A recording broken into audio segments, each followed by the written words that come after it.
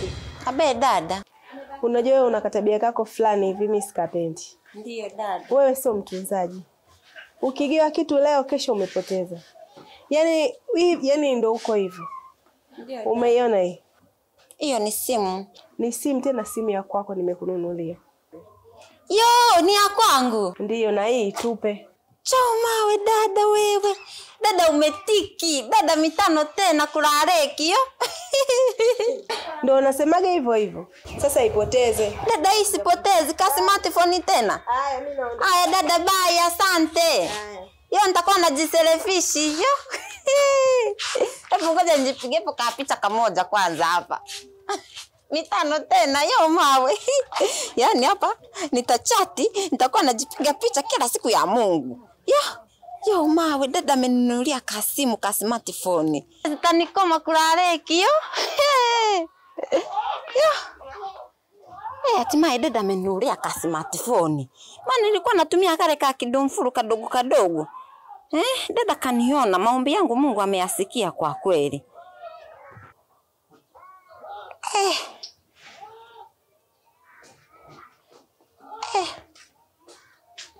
Sasa hizi picha zote nawatumia huko Bukoba. Wajue kwamba mimi sasa hivi namiliki simu tena smartphone. Bonge la mtambo. Yo, sasa mbona na usingizi wakati hata sijafaidi ka simu? Ngoja kwanza nilale. Nikiamuka ni mimi na simu, simu na mimi, mimi na simu, simu na mimi kulaleki. Wewe lala hapa, sawa? Lala na mimi hapa.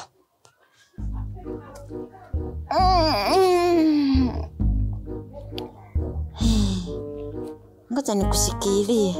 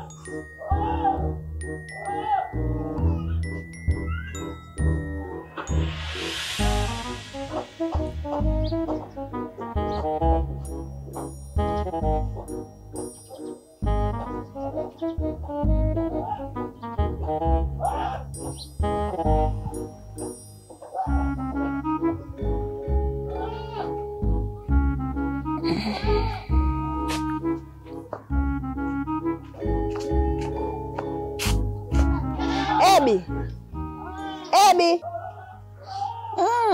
Mimi nimelala wewe. Yaani muda wote nakupigia simu upokei kwa sababu gani? Ile simu mimi nimekupa kazi gani wewe? Dada mimi nilikuwa nimelala sijaisikia. Wewe unanikwaza mimi, yaani unapenda kunikwaza wewe.